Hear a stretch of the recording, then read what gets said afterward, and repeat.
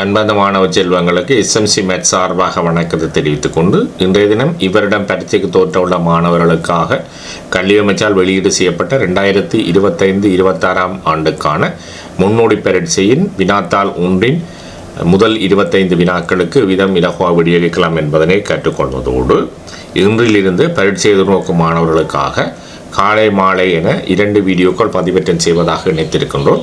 எனவே இதுவரை சப்ஸ்கிரைப் செய்யாமல் பார்த்து வருகின்ற அன்பார்ந்த மாணவ செல்வங்கள், புதிதாக இணைந்து கொள்ளும் மாணவ செல்வங்களும் சப்ஸ்கிரைப் செய்து லைக் செய்து ஷேர் செய்து உதவுங்கள். ஏனைய மாணவர்கள் பயன்பெறுவதற்காக இம்முறை பயிற்சியில் சிறந்த பெறுபவர்களை பெற எல்லாம் வல்ல இறைவனின் இறையாசி வேண்டி வாழ்த்துவதுடன் நாங்கள் இன்றைய தினம் இந்த வீடியோவை ஆரம்பிக்கின்றோம். முதலாவது வினா, 7 சென்டிமீட்டர் ஆரே உடையதும் 25 சென்டிமீட்டர் சுற்றளவு உடையதுமான ஆரச்சிறையின் வில்லின் இடத்தை காண்க. அதாவது ஆரச்சிறையின் சுற்றளவு காணணும் என்றால் ஆரச்சிறையின் 2 ஆரை கண்டது கூட்டுத்தொகையும் வில்லின் நீளமும் சேர்த்துத்தான் ஆரச்சிறையின் சுற்றளவாக இருக்கும். அப்போ எங்களுக்கு சுற்றளவு தரப்பட்டிருக்கு 25 சென்டிமீட்டர். இந்த 25 சென்டிமீட்டரில் என்ன செய்யப்படுங்கன்னா இந்த ஆரையின் 2 மடங்கு 2 பக்கம் ஆரை இருக்கும். அப்போ ஆரையின் 2 மடங்கு கழிச்சு பட்டிக்கண்டா சரி. அப்போ 25 நான் வில்லின நீளத்தை எக்ஸன் எடுக்கிறேன். அப்போ 2 தர 7 சென்டிமீட்டர் சக எக்ஸாமன் 25 காட்டியிருக்கிறேன். 2ஆல் 7 பெருக்கிறேன் 14. அந்த 25லேருந்து 14 கழிச்சுக்கண்டா 11 சென்டிமீட்டர் என்ன இருக்க போது அந்த ஆரச்சிறையின் வில்லின நீளமாக இருக்குது. சரிதான உள்ளே ரைட். 2வது வினா, உருவில் தரப்பட்டுள்ள தரவுகளுக்கேற்ப எக்ஸின் பருமனை காண்க. இதில் ஒரு முக்கோணியோடு தரப்பட்டிருக்கு. ஏபிசி என்ற முக்கோணியில் ஏசி என்ற பக்கமும் பிசி என்ற பக்கமும் நீளத்தில் சமன் என்று சொல்லப்பட்டிருக்கு. அந்த 2 பக்கமாக நீட்டப்பட்டிருக்கு. அந்த முக்கோணியின் பிசி என்ற பக்கம் வலது பக்கம் இடது பக்கமாக நீட்டப்பட்டிருக்கு. அதில் பாருங்க, ஏசிஇ 110 பாகை என்ன தந்தால் கோணம் ஏசிபி என்னவாக இருக்கும் 70 பாகை. அதை நாங்கள் உரிய இடத்துல குறிப்போம். அதே போல் இந்த 2 பக்கம் சமனண்டா அந்த சமனான பக்கங்களுக்கு எதிரான கோணங்கள் சமனாக இருக்கும். அதாவது ஏசி என்ற பக்கத்துக்கு எதிரான கோணம் பார்த்தீங்கன்னா ஏபிசியும் பிசி என்ற பக்கத்துக்கு எதிரான கோணம் பார்த்தீங்கன்னா பிஏசியும் ஒன்று கொண்டு சமன். அப்போ நாங்கள் அந்த சமனான கோணத்தை நான் ஏன்னு குறிக்கிறேன். அவை 2 சக 70 பாகை சமனகுளாக இருக்க போது 180 இருக்கும். அப்படி இல்லையென்றா இந்த 2 சமன கோணாண்டு காட்டலாம்னா 110 காட்டலாம். ஏனென்றா புறக்கோணம் அதன் அகத்து எதிர்கோணங்களின் கூட்டுத்தொகைக்கு சமனாகும். அதாவது ஏசிஇ என்றது புறக்கோணம், அதுக்கு அகமாக காணப்படுற கோணம் ஏசிபி, அதுக்கு எதிரே காணப்படுற கோணம் 10 இருக்குது. அந்த 2 கோணத்தை நாங்கள் ஏன்னு குறிச்சிருக்கிறோம். அப்போ 2 சமம் 110 பாகைண்டா ஏ சமனகோளாக இருக்க போது 55 பாகை. இனி பாருங்க பிள்ளைகள், எக்ஸின பருமன் தான் காணணும். அப்போ எக்ஸோட ஏ கூட்டிருக்கேன்னா 180 பாகை. ஏனென்றா நேர்கோட்டில் அடுத்துள்ள கோணங்கள கூட்டுத்தொகை 180 பாகை. அதில் நாங்கள் எக்ஸாக ஏ சமம் 180 பாகைன்னு காட்டலாம். ஏஇந்த பருமன் தெரியும் 55 பாகை. அவை எக்ஸோட 55 பாகை கூட்டினீங்கன்னா 180 பாகை. அப்போ 2 பக்கம் 55 கழித்து விட்டீங்கன்றால் எக்ஸின பருமனை காணலாம். எக்ஸ் சமனோட இருக்க போது 125 பாகையாக இருக்கும். சரிதானே ரைட். இனி 3வது வினாவை பார்ப்போம். 3வது வினா, தீர்க்க 2 சய எக்ஸில் 3 சமன் 4. 2 சய எக்ஸில் 3 சமன் 4 சொல்லப்பட்டிருக்கு. இனி என்ன செய்ய போகிறோம்னா இந்த 2 பக்கம் 2 கழிப்போம். அப்போ சய எக்ஸில் 3 சமன் 4லேருந்து 2 கழிக்கிறோம். இப்போ 4லேருந்து 2 கழிச்சுக்கணும் என்ன வரப்போது 2 வரப்போதும். அப்போ எக்ஸில் 3 சமன் 2. இனி நாங்கள் குறுக்கால பெருக்குவோம். அந்த 2 கீழே 1 இருக்குது. அப்போ 1ஆல் 3 பெருக்குனீங்கன்னா 3, 2ஆல் எக்ஸை பெருக்குங்க எக்ஸ். நான் அந்த 3க்கு வரும் மறைக்குறியை சேர்த்து விட்றேன். அப்போ என்ன வரப்போது 2x சமன் மறை 3. 2 பக்கம் 2ஆல் வகுக்கணும் பிள்ளைகள் வகுத்தீங்கன்னு சொன்னால் எக்ஸ் சமன் மறை 1.5 இருக்கும். சரிதானே ரைட். 4வது வினா, அடில் 2ல் எக்ஸின் மடக்கை 0 எக்ஸின் பெருமானத்தை காண்க. அடி 2ல் எக்ஸின் மடக்கை 0 சொல்லப்பட்டிருக்கு. அப்போ நாங்கள் சுட்டி வடிவில் எழுதுவோம். எழுதினீங்கன்னா அப்படி வேணுமெண்டா 2ன் 0 மடக்கு சமன் எக்ஸ் என்று எழுதலாம். அப்போ 2ன் 0 மடக்கு சமன் எக்ஸ் என்றால் எந்த ஒரு எண்ணினது அடுக்கு 0 என்றால் எங்களுக்கு தெரியும் 1. ஆகவே எக்ஸ் சமன் என்னவா இருக்க போது 1 இருக்கும். சரிதானே. 5வது வினா, பொருத்தமான கேத்திரகான சொற்களை பயன்படுத்தி வெற்றிடங்களை நிரப்புக. வட்ட நாட்பக்கல் ஒன்றின் பக்கம் ஒன்றை நீட்ட உருவாகும் கீறு அதன் கீறு சமனாகும் என்று சொல்லியிருக்கு. இப்போ பாருங்க பிள்ளைகள், இந்த பரீட்சைக்கு எதிர்நோக்கிற மாணவர்கள் கேத்திர கணிதத்தில் வந்து பகுதி ஒன்றில் 8 வினாக்கள் வரும். அந்த 8 வினாக்களை வந்து ஒன்றினை செய்ய பெருமானம் காண வேண்டி வரும். தேற்றத்தை தொடர்புபடுத்தி அல்ல நிறுவி காட்ட வேண்டிய பகுதியை வரலாம். இப்படி வெற்றிட நிரப்ப சொல்லி வரலாம், கூற்று வடிவத்தில் வரலாம், பருமன் காண சொல்லி வரலாம். சரிதான வழியில் அப்போ இந்த வடிவங்களில் 8 வினாக்கள் வரும். அப்போ 8 வினாக்கள் என்றால் 200க்கு 16 புள்ளிகள் பகுதி ஒன்றில் வரப்போகுது. பகுதி 2ல் வந்து 3 வினாக்கள் வரும். அதாவது கேத்திர கணித அமைப்பு உட்பட 3 வினாக்கள். அப்போ 200க்கு வந்து 30, இதில் பகுதி ஒன்றில் 16, 30 16 வைத்திர 46 புள்ளிக்கு வந்து உங்களுக்கு கேத்திர கணிதம் தொடர்பான வினாக்கள் வரப்போகுது. அவை நீங்கள் என்ன செய்யணும்டா, அந்த தேற்றத்தை முழுமையாக நிறுவ தெரியாட்டி பிள்ளைகள் தேற்றத்தையாவது ஞாபகப்படுத்தி வச்சுட்டுங்க. ஏன்னா அப்படி வெற்றி நிரப்புறதுக்கான வினாக்களை குறி சரியாக விடையளிக்கக்கூடியதாக இருக்குது. அப்போ இதில் பார்ப்போம். வட்டநாட்பக்கம் ஒன்றின் பக்கம் ஒன்றை நீட்ட உண்டாகும் புறக்கோணம் அதன் அகத்து எதிர்கோணத்திற்கு சமனாகும், கோணத்திற்கு சமனாகும் என்று எழுதினீங்கன்னா தெரியும். முதலாவது இடத்துல புறக்கோணம். அப்போ தொடர்ந்து வாசிப்போம் பாருங்க பிள்ளைகள். வட்டநாட்பக்கம் ஒன்றின் பக்கம் ஒன்றை நீட்ட உருவாகும் புறக்கோணம் அதன் அகத்தெதிர் கோணத்திற்கு சமனாகும். சரிதானே? ரைட். 6வது வினா சுருக்குக.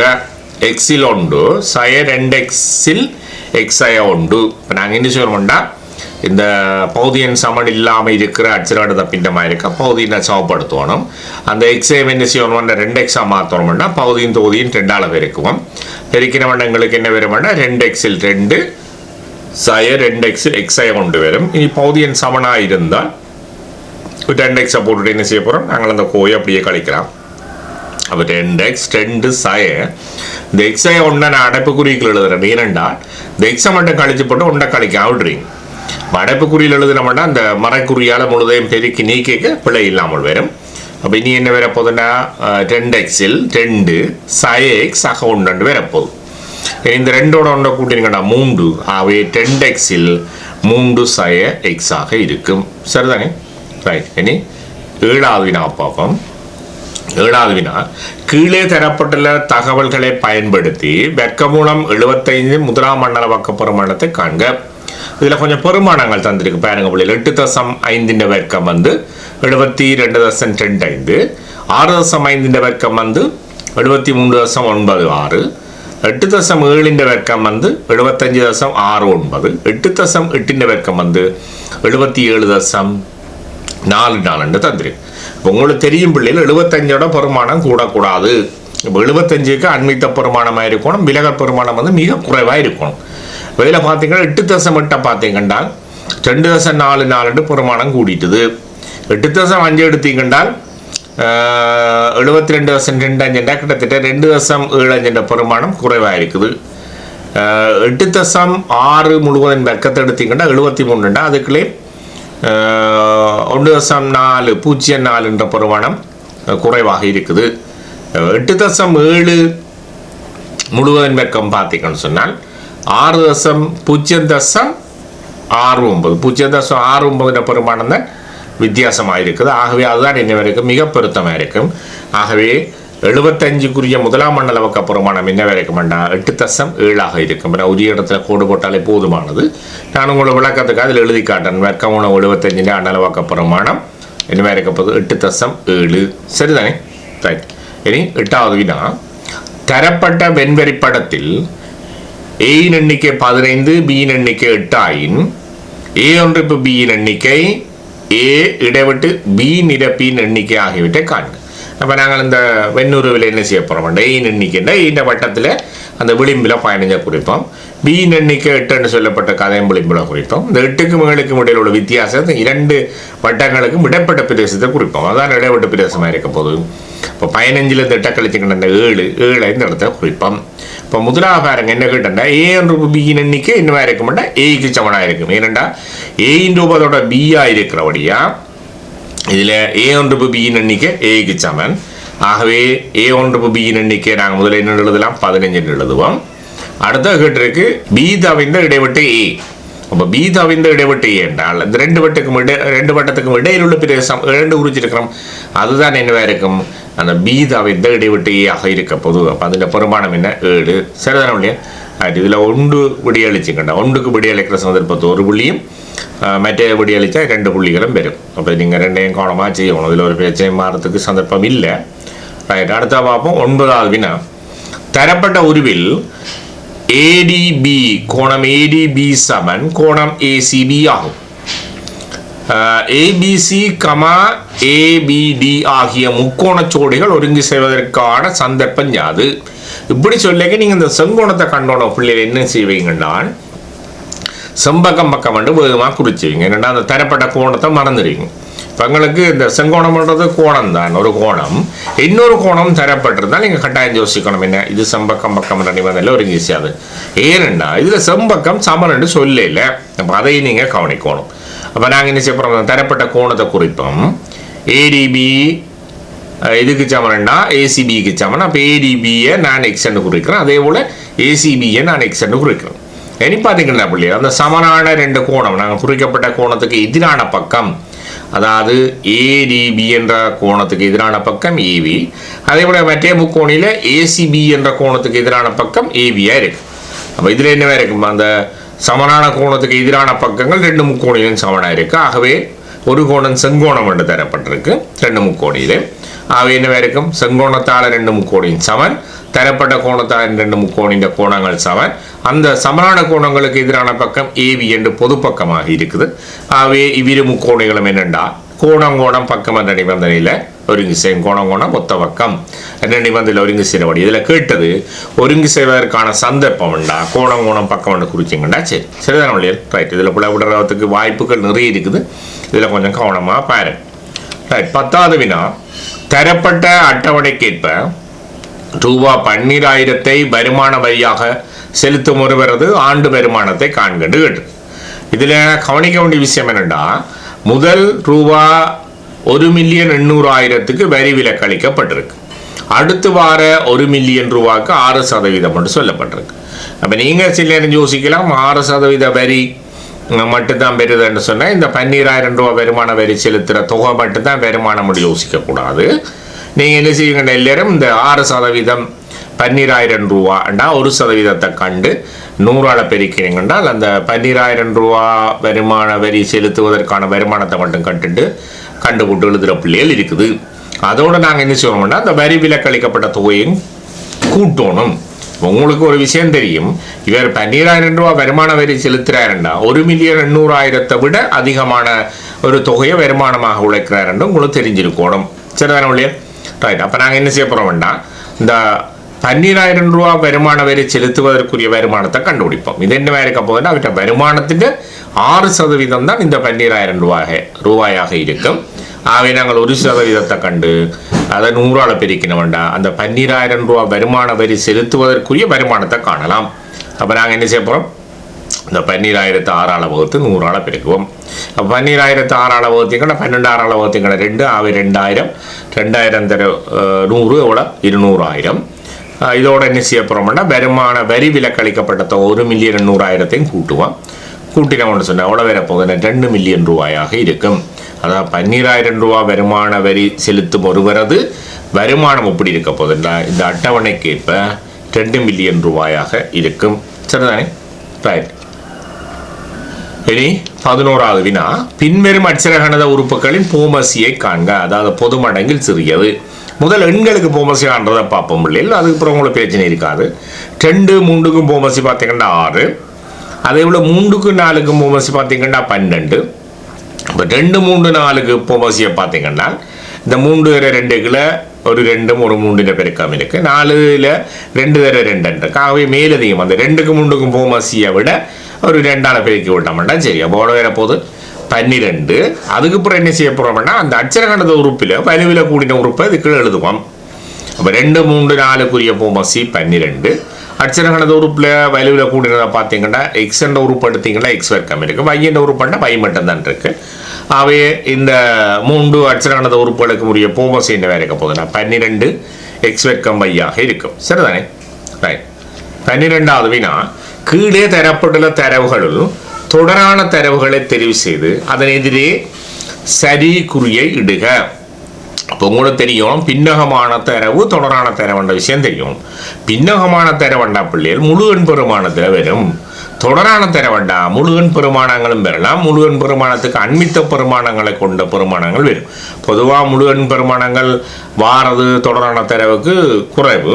முழுவன் பெருமானத்துக்கு அண்மித்த பெருமானங்கள்லாம் பெறப்போகுது. பத்தாசமங்கள் பின்னமங்கள் அப்படியான வடிவத்தில் வார பெருமானங்கள் வந்து என்னவா இருக்க போதுன்னா இந்த தொடரான தரவுகளாக இருக்கும்.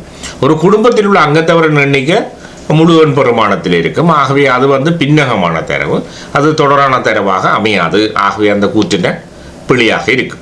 ஒரு பிள்ளையின் நிற எப்போவும் என்னவா இருக்க போதுன்னா அது தொடரான தரவாக இருக்கும். முழுவன் பெருமானத்துக்கு அண்மித்த பெருமானமாக தான் இருக்கும். முழுவன் பெருமானம் எங்கேயாவது விதிவிலக்கா 1-2 இருக்கலாம். அப்போ முழுவன் பெருமானத்துக்கு அண்மித்த பெருமானம் வேண்டாம், அது தொடரான தரவாக அமையும். ஆகவே சரி என்று கூடும். கம்பித்துண்டு நீளமும் அப்படித்தான் பிள்ளைகள், அது எப்போவும் என்ன முழுவன் பெருமானம் அமைகிறதுக்கான வாய்ப்புகள் மிக குறைவு. அப்போ அதுவும் என்ன தொடரான தரவாக இருக்கும். சரிதானே? இப்போ அதுக்கும் என்ன செய்ய போகிறோம்? சரி என்ற குறியை எடுப்போம். இந்த வடிவாக கவனிக்கணும், கீழே தரப்பட்ட தரவுகள் தொடரான தரவுகளை தெரிவு செய்து அதனெதிரே சரி குறியை இட சொல்லியிருக்கு. இப்போ தொடரான தரவாக இருந்தால் மட்டும்தான் சரி போடணும். பின்னகமான தரவாக இருந்தால் என்ன செய்யணும்? பிள்ளை என்ற குறியை போடணும். சரிதானே? ரைட். அடுத்த 13வது வினா பார்ப்போம். உருவில் உள்ள தகவல்களுக்கேற்ப எக்ஸின் பெருமானத்தை காண்க. இதில் வடிவாக கவனிக்கணும் இல்லையா? அந்த ஏபிசிடி என்றதை பார்த்தீங்கன்னா அந்த நாட்பக்கல்ல ஒரு சோடி எதிர்ப்பக்கம் சமனும் சமாந்தரமாக இருக்குது.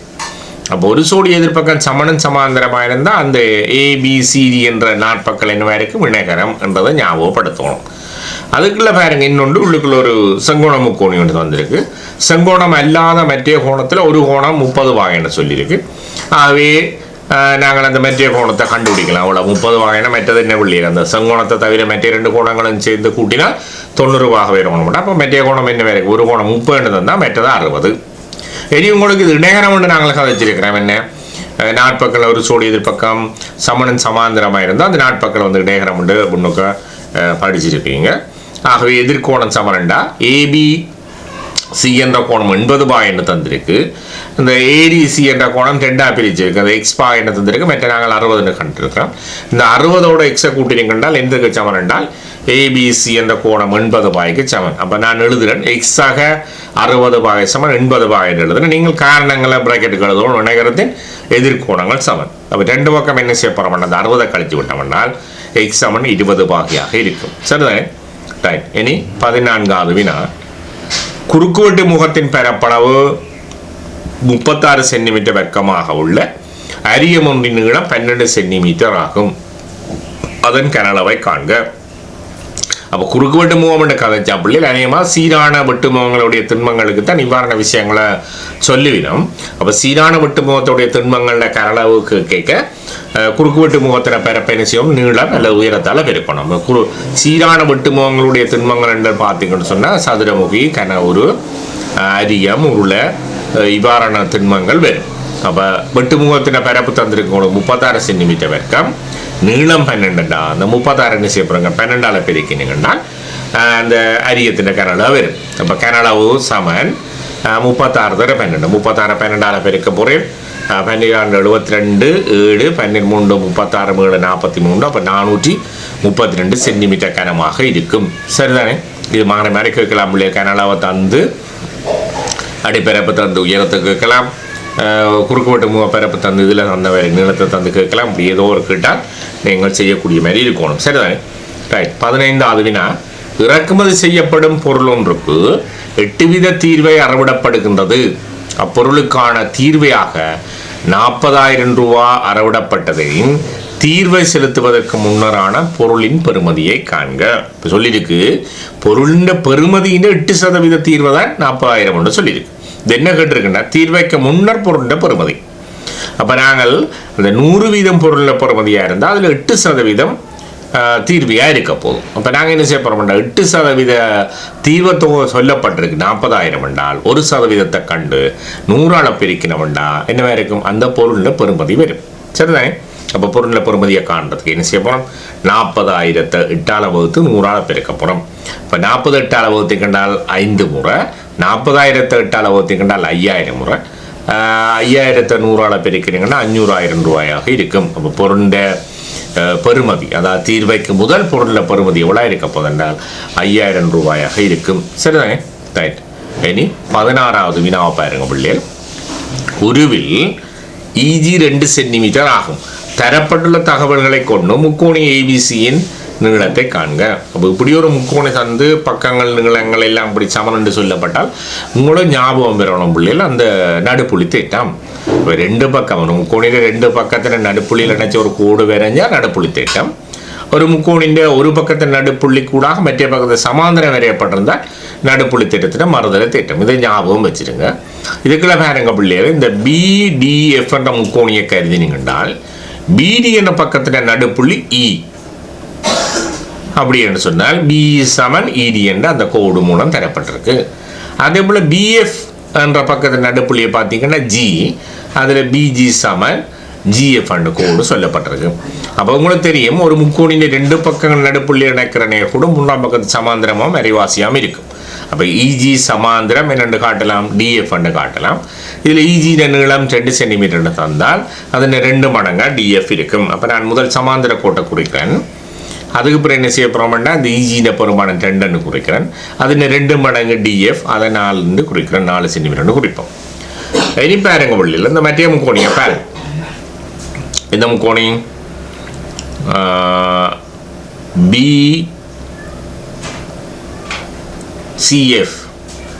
பிசிஎஃப் என்ற முக்கோணியை பார்த்தீங்கன்னா பிஎஃப் நடுப்புள்ளி ஜி இருக்குது, அதே போல் எஃப்சி நடுப்புள்ளி ஹெச் ஆக இருக்குது. அப்போ அதில் பார்த்தீங்கன்னா அந்த ஜிஹெச் என்ற பக்கத்துக்கு சமாந்திரமாக பிசி இருக்கும். அதே போல் ஜிஹெச் 2 மடங்காக பிசி இருக்க போகுது. தெரியும். அதே போல் அந்த பெரிய முக்கோணியை பாருங்க, ஏஇஹெச் என்ற முக்கோணியை எடுத்தீங்கன்னா ஏஇன் நடுப்புள்ளியாக டி இருக்குது, அதாவது ஏடி சமன் டிஇ. அதே போல் இந்த டிஎஃப் சமாந்திரம் இஹெச் ஆக இருக்கு. அப்போ உங்களுக்கு நடுப்புள்ளி தேட்டத்தில் மறுதலை தேட்டம் தெரியும். ஒரு முக்கோணின் ஒரு பக்கத்தை நடுப்புள்ளி கூட மற்ற பக்கத்து சமாந்திரமாக வரையப்படுகிற நேர்கூடு மூன்றாம் பக்கத்து இருகூருடம். ஒரு முக்கோணி நடுப்புள்ளி கூட மற்ற பக்கத்து சமாந்திரம் வரையப்படுற நேர்கூடு அதன் மூன்றாம் பக்கத்து இருகூருடம் என்றால் ஏஎஃப் சமன் என்னவா இருக்க போகுதுன்னா எஃப்ஹெச் ஆக இருக்க போகுது. அப்போ ஏஎஃப் சமன் எஃப்ஹெச் ஆக இருந்தால் நடுப்புள்ளி தேட்டத்தை பயன்படுத்தலாம். என்னென்னு சொல்லலாம், டிஎஃப் சமாந்திரம் இஹெச் அது தந்துருக்குது. அப்போ என்னவா இருக்க போகுதுன்னா டிஎஃப் 2 மடங்கு இஹெச் ஆக இருக்க போகுது. டிஎஃப் 4 சென்டிமீட்டர்டா பிள்ளைகள், 8 சென்டிமீட்டர்டா 6 சென்டிமீட்டர் எழுதும். என்னென்னா இஜி 2 சென்டிமீட்டர், ஆகவே ஜிஹெச் என்ன வரைக்கும் 6 சென்டிமீட்டராக இருக்க போகுது.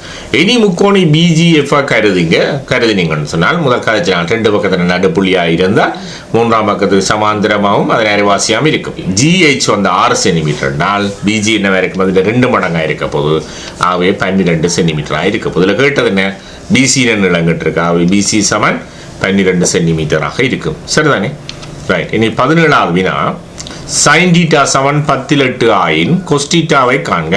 இப்போ இதில் எங்களுக்கு செங்கோண முக்கோணிൻ്റെ செங்கோணத்தை ஆக்கும் 2 பக்கங்களில் நீளம் தந்தால் நீங்கள் பைதரஸ் தொடர்பை கொண்டு என்ன செய்யலாம்னா அந்த செம்பக்கத்தின் நீளத்தை காணலாம். அப்போ 8 வெக்கத்தோடு 6 வெக்கத்தை கூட்டி வெக்கமுனம் கண்டிக்கண்டா செம்பக்கத்தில் நீளம் வரும். அப்போ 8 வெக்கம் 64, 6 வெக்கம் 36, 2 குண்டிங்க 100, 100 வெக்கமுள்ள பெருமானம் 10, ஆகவே செம்பக்கத்தின் நீளம் 10 குறிக்க புரியும். இப்போ cos θ என்னன்னு சொன்னால் அவதானிக்கிற கோணத்திலிருந்து நாங்கள் கணிக்க அயற்பக்கத்துங்கள் செம்பக்கம். இப்போ அயற்பக்கம் 6, செம்பக்கம் 10, ஆகவே என்ன வேலைக்க போது cos θ சமன் 10/6. இதை நாங்கள் என்ன செய்யலாம், 5/3 காட்டலாம், அல்ல 0.6 காட்டலாம். சரிதானே, ரைட். அடுத்த வினா, 10x ஒன்று சிறிது 3 எனும் சமநிலையின் நிறைவன் தீர்வுகளை எண்கோட்டில் குறிக்க. முதல் சமநிலைய தீர்க்கோணம், அடுத்த நிறைவன் தீர்வுகளை எண்கோட்டில் குறிக்கணும். நிறைவன் தீர்வுகள் என்ன, முழு எண் பெருமானங்கள்.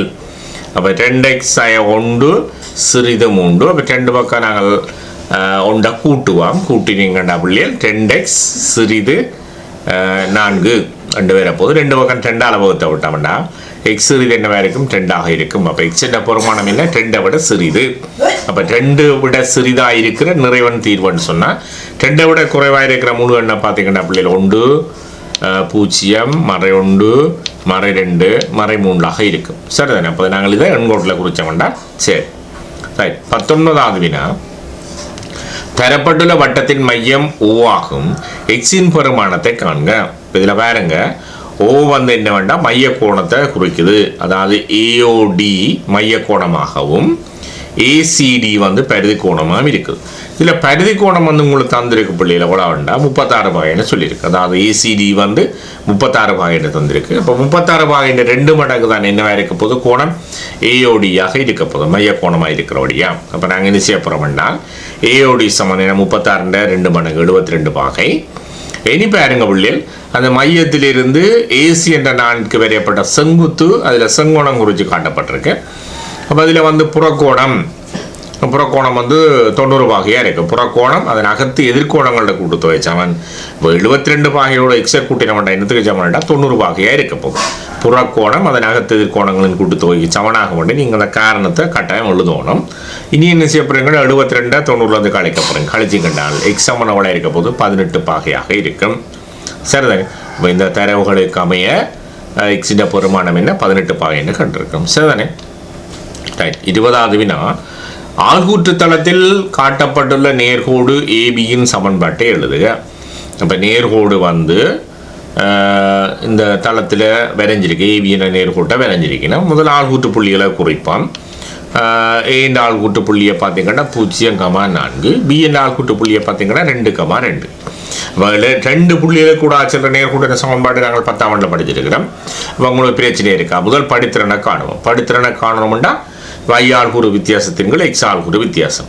அப்போ வையாள்கூறு வித்தியாசம் பண்ணால் 4லேருந்து 2 கழிச்சம் என்றால் வையாள்கூறு வித்தியாசத்தை காணலாம். அதே போல் 0லேருந்து 2 கழிச்சம் என்றால் எக்ஸ் ஆள்கூறு வித்தியாசத்தை காணலாம். இப்போ 4லேருந்து 2 கழிச்சம் பண்ணால் 2, 0லேருந்து 2 கழிச்சிங்கன்னு சொன்னால் மறை 2. அவை எம் சமன் என்னவாக இருக்க போதென்றால் 2 மறை 2 என்றால் எம் சமன் மறை 1ஆக இருக்கும். படித்திறன் கண்டுட்டால் மறை 1.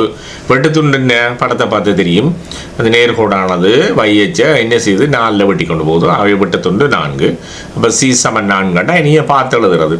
ஏகபரிமாண சார்பின் நியம சமன்பாடு y சமன் mx/c அதில் எழுதி விட்டோம்னா சரி. இப்போ y சமன் mx/cயில் எம்மின் பெருமானம் மறை 1, சீன பெருமானம் 4. ஆகவே y சமன் என்ன மறை x ஆக 4ஆக இருக்கும். சரிதானே. 21வது வினா சமதகவுடைய 4 தாயக்கட்டை ஒன்றை 2 தடவைகள் மேலே எறியும் போது கிடைக்கும் நிகழ்ச்சிகளுக்கான மாதிரி வழி நெய்யறியில் காட்டப்பட்டுள்ளது. 2 தடவைகளும் கிடைக்கும் எண்களின் கூட்டுத்தொகை 7 அல்லது 7லும் கூடுதலான எண் கிடைப்பதற்கான நிகழ்தகவை நெய்யறியில் வட்டமிட்டு காட்டுக. அப்போ 3ஐயும் சேர்த்து அந்த வரக்கூடிய எல்லா பேறுகளும் 3 நான் சொல்கிறேன் வரக்கூடிய பேறுகள் எல்லாத்தையும் சேர்த்து ஒரே வட்டத்துக்குள்ள முழுமையாக காட்டணும். நீங்கள் தனித்தனியாக காட்டுறது பொருத்தமில்லை, முழுமையாக காட்டுங்க. இப்போ நெய்யறியில் 1ஆம் தடவை 2ஆம் தடவைன்னு சொல்லப்பட்டிருக்கும். 2 தடவையிலும் கிடைக்கும் எண்களின் கூட்டுத்தொகை 7 அல்லது அதனிலும் கூடன்னு சொன்னால் 7ம் பெறலாம், அதை விட கூடவும் பெறலாம். இப்போ 3 4 7, அதே போல் 4 3 7, 4 4 8. இப்போ இந்த 3 பேறுகளும் பெறப்போகுது. அப்போ 3ஐயும் சேர்த்து ஒரு வட்டம் போடணும். இப்போ மொத்த பேறுகள் பார்த்தீங்கன்னா பிள்ளைகள் 4 4 16 பேறுகள். 16 பேறுகளில் இதில் சொல்லப்பட்ட நிபந்தனைக்கு உட்படுற பேறுகள் வந்து 3 இருக்குது. ஆகவே 16ல் 3 எழுதுவோம். அப்போ இவ்வாறு எழுதினோம் என்றால் இதுக்குரிய புள்ளிகள் 2ஐயும் பெறக்கூடிய மாதிரி இருக்கும். சரிதானே. 22வது வினா ஓவை மையமாக கொண்ட வட்டத்தின் விட்டம் ஏபி ஆகும். உருவில் தரப்பட்டுள்ள தகவல்களை கொண்டு எக்ஸ், y ஆகியவற்றின் பெருமானங்களை காண்க. சரியும். அப்போ இதில் வந்து பரிதியில் 4 புள்ளிகளை தொடுத்து ஒரு நாட்பக்கல் வரையப்பட்டிருக்கு. வட்ட நாட்பக்கல் என்ற விஷயம் தெரியும். அதே பார்த்தீங்கன்னா இன்னொரு விஷயம் தெரியணும் இல்லையா, ஓபிசி என்றது ஒரு சமபக்க முக்கோணி சொல்லப்பட்டிருக்கு. சமபக்க முக்கோணி என்றால் முக்கோணின் ஆகோணங்களோட கூட்டத்தை 180 என்றால் ஒரு கோணம் வந்து என்ன வரைக்கும் 60 பாகையாக இருக்கும். இப்போ நாங்கள் இதில் 3 கோணத்தையும் 60 குறைக்கிறேன். இனி பாருங்க பிள்ளைகள் இந்த பிஓசி என்ற கோணமும் ஏஓசி என்ற கோணமும் அடுத்துள்ள கோணங்களாக இருக்கு. அப்போ இவர் 60 பாகை என்றால் மற்ற கோணம் என்ன இருக்க போது 120 பாகையே இருக்க போது. அப்போ ஏஓசி வந்து நான் 120 பாகைன்னு குறிக்கிறேன். அடுத்தது பாருங்க பிள்ளைகள் இந்த ஏபிசியும் ஏடிசியும் மற்ற நாட்பக்கங்களில் எதிர்கோணங்கள். அப்போ எதிர்கோணங்களோட கூட்டத்தை 180 பாகைன்னு தெரியும். அப்போ நாங்கள் என்ன செய்ய போகிறோம், இந்த 60 பாகையோட எக்ஸை கூட்டினீங்கன்னா 180 பாகை. காரணம் வட்ட நாட்பக்களின் எதிர்கோணங்கள் நீங்கள் அந்த காரணத்தை எழுதுவோம். அவன் எக்ஸவனோட இருக்க போது 120 பாகையாக இருக்கும். இனி இந்த ஓஏடிசியை பார்த்தீங்கன்னா அதுவும் ஒரு நாட்பக்கல். அப்போ நாங்கள் அதில் இருக்கிற 4 கோணத்தையும் கூட்டினோம் என்றால் வையை காணலாம். அப்போ எக்ஸ் 120ன்னு கண்டுட்டோம். ஏஓசி 120 பாகை, கோணம் ஓசி டி வந்து 70 பாகைன்னு இருக்கு. அப்போ அவ்வளோத்தையும் கூட்டி வையையும் கூட்டினோம்னா 360 பாகை. அப்போ எக்ஸ் சக 120 சக 120 சக 70 சக சமன் 360. இப்போ 120 240 240 70 கூட்டினீங்கன்னா 310 பாகை சக எக்ஸ் சமன் 360. இனி 310 பாகையை கொண்ட கழிச்சு விட்டிங்கன்னா y சமன் கூட இருக்க போது 50 பாகையாக இருக்கும். அப்போ இந்த உருவில் உள்ள தரவுகளின்படி எக்ஸ் என்ற கோணம் 120 பாகையும் y என்ற கோணம் 50 பாகையுமாக இருக்குது. சரிதானே?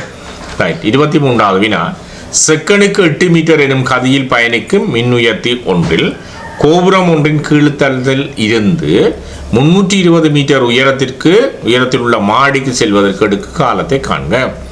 அப்போ உங்களுக்கு கதி சொல்லப்பட்டிருக்கு. செகண்டுக்கு 8 மீட்டர் கதியில் பயணிக்கும் ஒரு மின் உயர்த்தி. கோபுரத்தின் உயரம் சொல்லப்பட்டிருக்கு 320 மீட்டர்.